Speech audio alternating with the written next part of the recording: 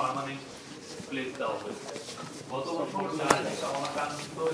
আলোচনা করেছিলেন যে একটা অস্থায়ী মণ্ডপ ছিল, সেটাকে সহ আশেপাশে অনেকগুলো স্থাপনা যখন ইভিকশনের সময় আমাদের রেলওয়ে অ্যাডভাইজার ফজল কবির খান বলেছিলেন যে এটাকে যাতে মর্যাদাপূর্ণভাবে এটাকে ইভিকশন করা হয়, কিন্তু পরবর্তীতে যখন কিছু ছবি আমরা দেখি যে দেখা যায় যে যারা এই কাজটা করেছেন সেখানে আসলে মর্যাদাপূর্ণভাবে কাজটি করেননি। তো সেই জন্য আমাদের রেলওয়ে অ্যাডভাইজার পরবর্তীতে হিন্দু ধর্মীয় নেতৃবৃন্দর সাথে তারা ওনার সাথে দেখা করতে আসলেন, উনি তাদের কাছে দুঃখ প্রকাশ করেন। উনি আজকের মিটিংয়ে সেটা জানিয়েছেন।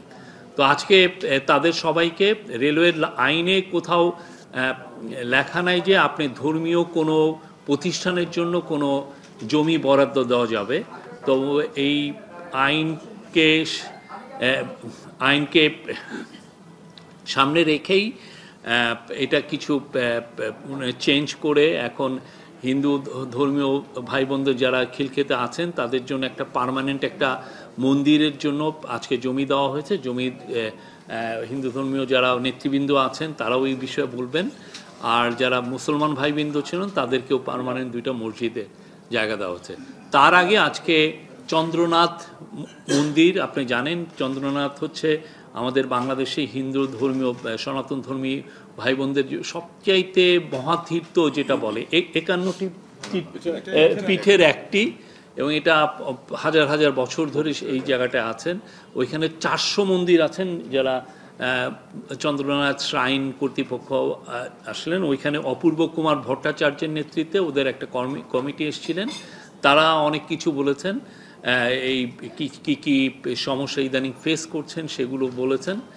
আমাদের 3 জন উপদেষ্টা ছিলেন, ফজল কবির খান, বিধানচন্দ্র রায় পোদ্দার এবং আমাদের ধর্মীয় উপদেষ্টা আফামক খালিদ, তাদের কথাগুলো শুনেছেন এবং তাদের কথার প্রেক্ষিতে ফজল কবির খান বলে দিয়েছেন যে চিটাং ডিসি এবং চিটাং পুলিশকে বলে দেওয়া হয়েছে এবং ওদের ইন্টেলিজেন্স এজেন্সি ওইখানে যেন কেউ ধর্মীয় সম্প্রীতি কেউ যদি বিনষ্ট করার চেষ্টা করে বরদাস্ত করা হবে না।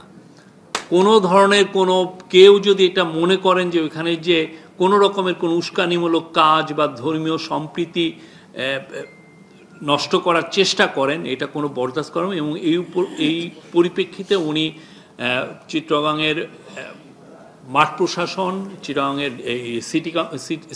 সীতাকুণ্ডের ইউএনও, চিটাগাংয়ের ডিসি, চিটাগাংয়ের পুলিশ কর্তৃপক্ষ এবং সেইখানে যারা ইন্টেলিজেন্স এজেন্সির যারা কাজ করেন সবাইকে নির্দেশনা দেওয়া হয়েছে। একই সাথে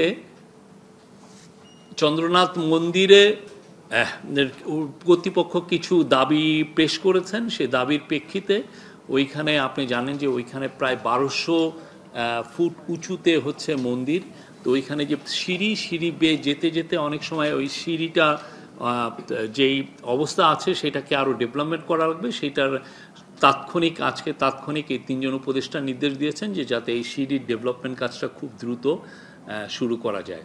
এছাড়া অন্যান্য যা দাবি আছে সেটা নিয়ে তিনি উপদেষ্টা নির্দেশ দিয়েছেন তারা যেন চিটাং ডিসি, সীতাকুণ্ডের ইউএনও, চিটাংয়ের এসপি সবার সাথে কথাবার্তা বলেন এবং আমরা আশা করছি এইখানে অন্য যে ধরনের কোনো সমস্যা যদি থাকে সেগুলো খুব দ্রুত রিজলভ করা হবে।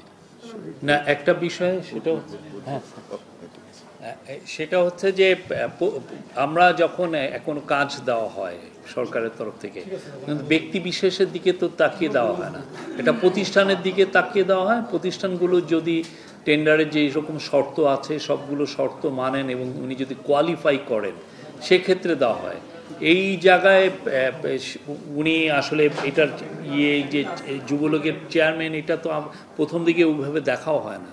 দেখা হয় যে কোম্পানিটা ফিট কিনা এবং সে বিডিংয়ের যেগুলো শর্তাবলী সেগুলো মানছে কিনা এবং কম্পিটিটিভ বিডিংয়ে সে মানে তাকে যে সিলেকশন যে কমিটি তারা সিলেক্ট করছে কিনা সেটা দেখা হয়।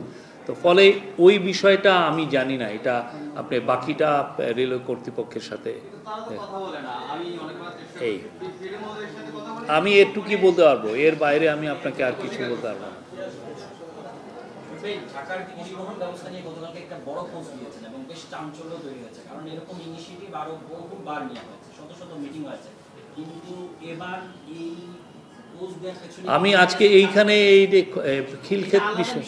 খিলক্ষেত বিষয়ে থাকি, খিলক্ষেত বিষয়ে থাকি, আর অন্য কিছু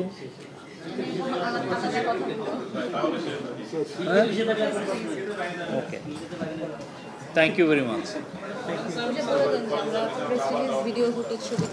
আচ্ছা, আর আমরা আপনাদেরকে যে মিটিংগুলো হলো সেটা প্রেস রিলিজ, প্রথমে মিটিংটা হলো চন্দ্রনাথ শ্রাইন কমিটির সাথে, খুব ভালো একটা মিটিং হয়েছে, তারা অনেকগুলো কথা বললেন, তাদের কথাগুলো আমাদের 3 অ্যাডভাইজার খুব ভালোভাবে শুনেছেন, তাদের বেশ কিছু দাবি দেওয়া ছিল, হ্যাঁ, সেগুলো নিয়ে তারা কথা বলছেন এবং সে অনুযায়ী ইমিডিয়েটলি নির্দেশনা দেওয়া হয়েছে। এমন না যে তাৎক্ষণিক ওইখানে মিটিংয়ে বসেই নির্দেশনা দেওয়া হয়েছে এলজিআরডি সেক্রেটারিকে এবং চিটাগাংয়ের যিনি কর্তৃপক্ষ, চিটাগাংয়ের পুলিশ এবং মাঠ প্রশাসন কর্তৃপক্ষ, তাদেরকে নির্দেশনা দেওয়া হয়েছে।